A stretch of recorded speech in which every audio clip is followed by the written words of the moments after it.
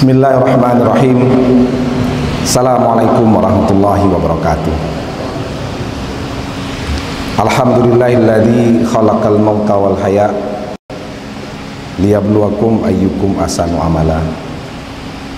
Asyhadu an la ilaha illallah wahdahu la syarikalah wa asyhadu anna Muhammad abduhu wa rasuluh la nabiyya ba'dah. Yang saya hormati pengurus Masjid Raya Al-Minangkabawi, yang saya hormati para jemaah yang hadir pada siang hari ini. Mari kita bersyukur kepada Allah atas kasih dan rahmat Allah.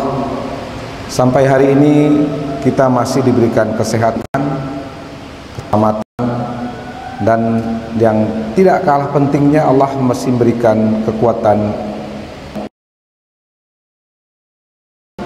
sehingga kita mampu melaksanakan ibadah puasa pada hari ini. Yang terpenting adalah mampu menggerakkan kaki dan langkah kita hadir di masjid ini untuk sholat berjemaah. Ada ratusan orang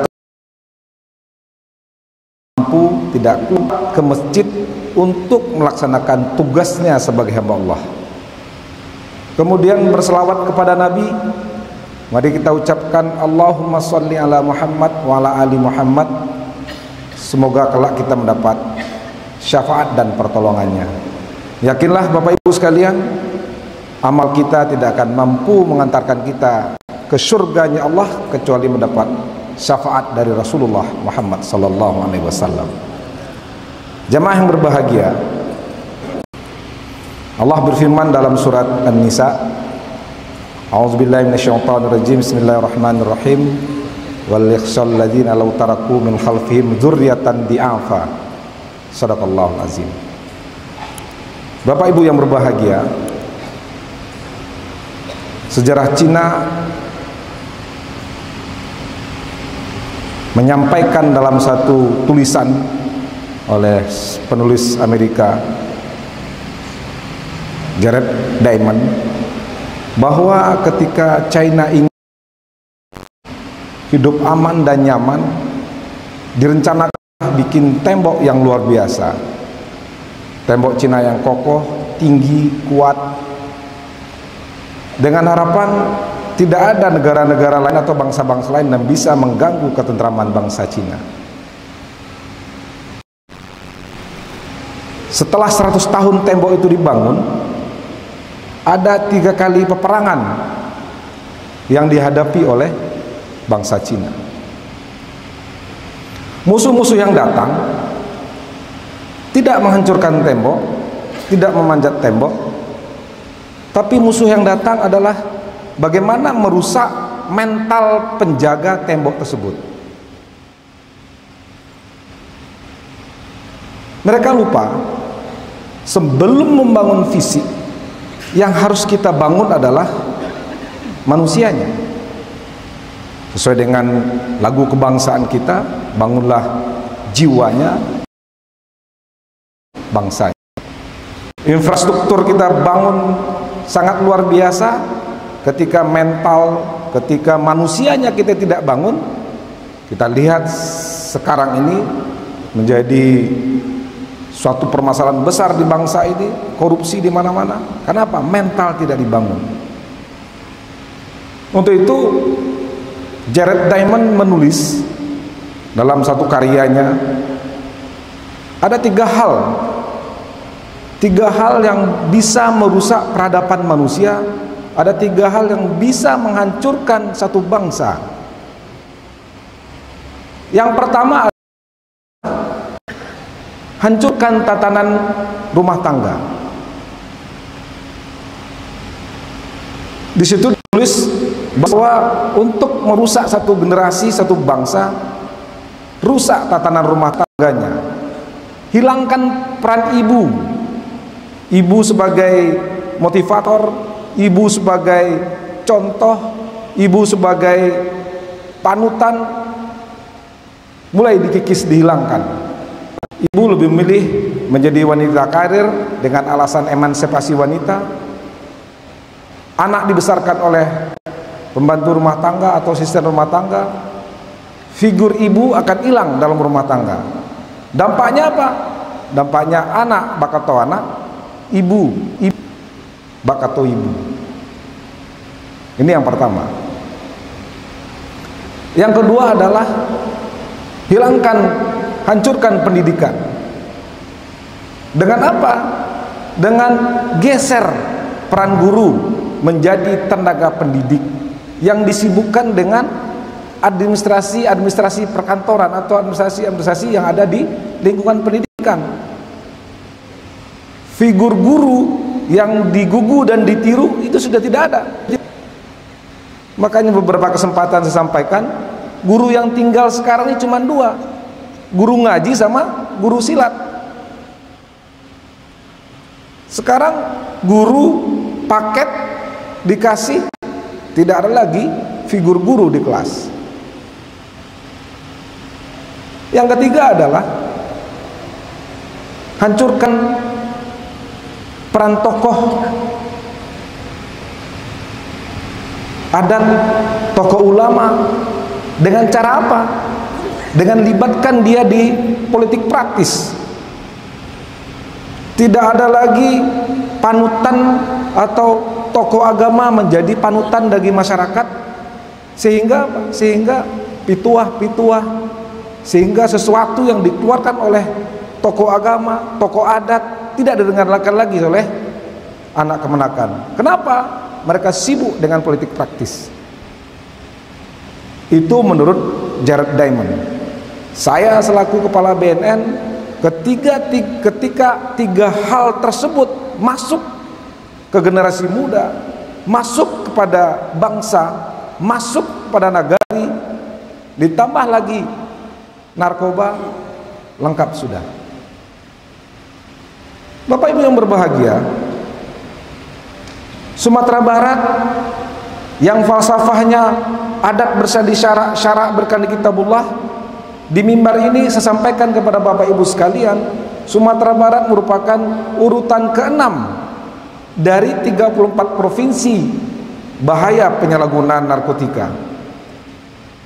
Urutan ke-6 menurut drug reportnya BNN tahun 2024.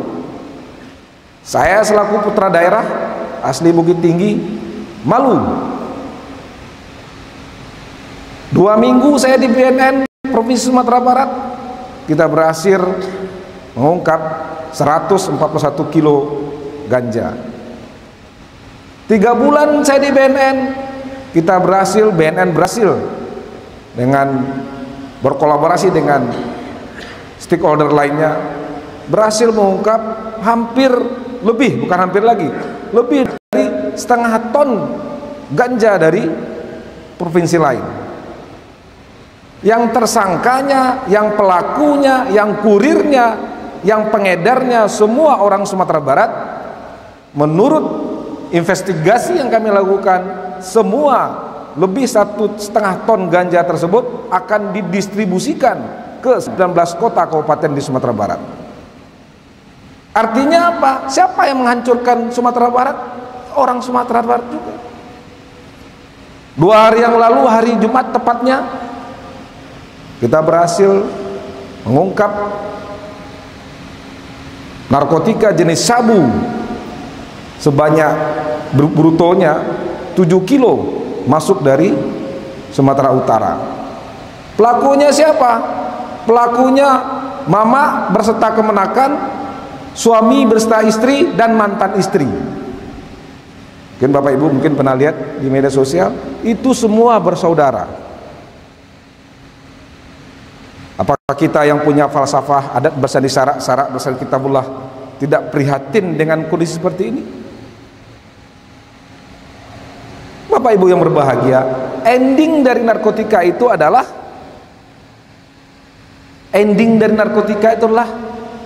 hedonis, free sex.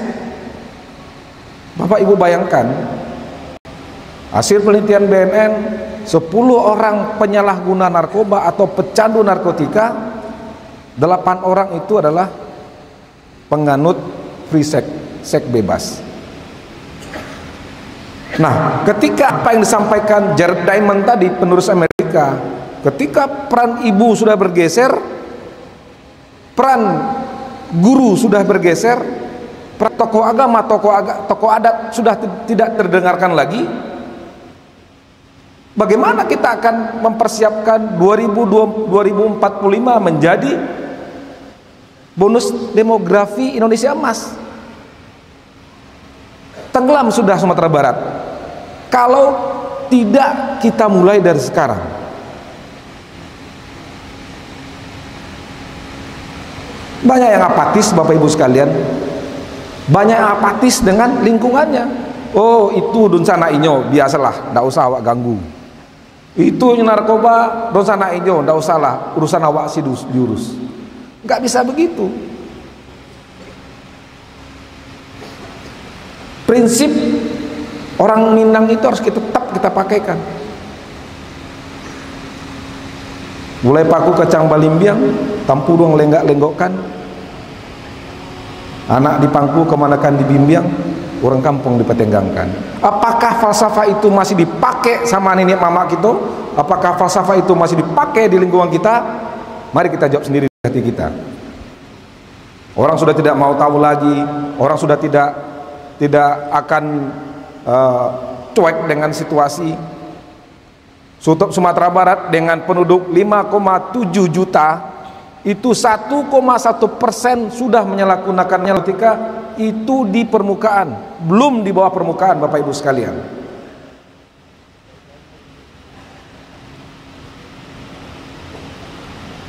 Jadi saya tidak bisa bekerja sendiri. BNN, Polri, kemudian beberapa stakeholder lainnya yang berfokus menegakkan hukum tidak bisa bekerja sendiri tanpa ada bantuan dari Bapak Ibu sekalian. Untuk itu, pada kesempatan yang berbahagia ini saya mengajak kepada Bapak Ibu sekalian, segera laporkan kepada BNN atau BNNK setempat ketika ada sanak saudara, andai tolan, siapapun di lingkungan kita yang terindikasi penyalahgunaan narkotika, cepat kita potong dan kita rehabilitasi. Menurut teori Bapak Ibu sekalian, seperti apa yang terjadi kemarin yang tangkap di Payakumbuh, yang kami tangkap di Payakumbuh kemarin, itu siapa perannya? Ada mamanya, di situ ada kemenakannya, ada istrinya, ada suaminya, dan ada mantan suaminya.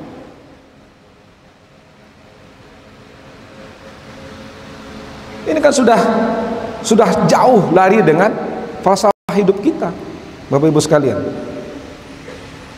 Lagi saya mengajak 3 hal tersebut yang disampaikan oleh Jared Diamond, dan juga apa yang difirmankan oleh Allah, wal yakhshal ladina law taraku min khalfihim dzurriyyatan di'afa, harus kita khawatir. Saya khawatir siapa setelah saya ini orang Sumatera Barat yang bisa berpangkat brigadir jenderal atau jenderal.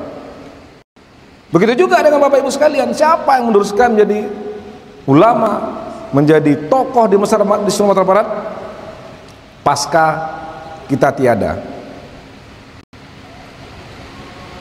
Investasi yang terbaik dalam hidup kita adalah bagaimana kita melakukan pencegahan sejak dini.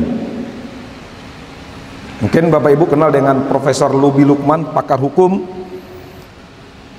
Beliau menyampaikan, kebetulan juga menyampaikan kami, saya bisa memprotek anak saya, dan anak saya menjadi doktor, menjadi orang hebat, tapi saya tidak bisa memprotek cucu dan keturunan saya ketika zaman, ketika model seperti ini terus bergulir. Begitu keluar rumah, ada banyak bandar dan pengedar mengintai kita. Untuk itu saya mengajak pendidikan agama sejak dini, kemudian peran ibu dan peran tokoh agama harus tetap berdiri tegak. Kalau tidak, yakinlah Bapak Ibu sekalian, kita tidak akan bisa memagari negeri kita ini. Mohon itu saja yang perlu saya sampaikan. Mohon maaf jika ada hal-hal yang kurang berkenan di hati Bapak Ibu sekalian.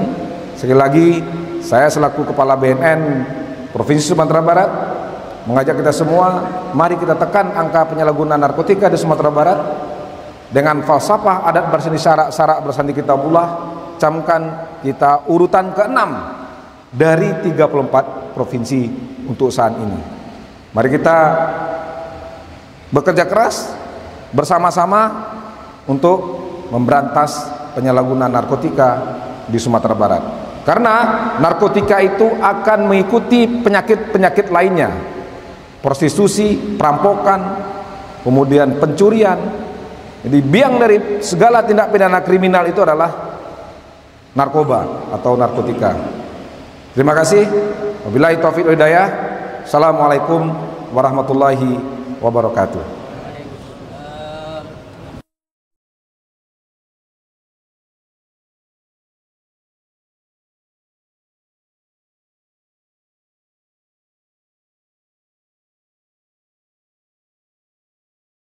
Mm-hmm.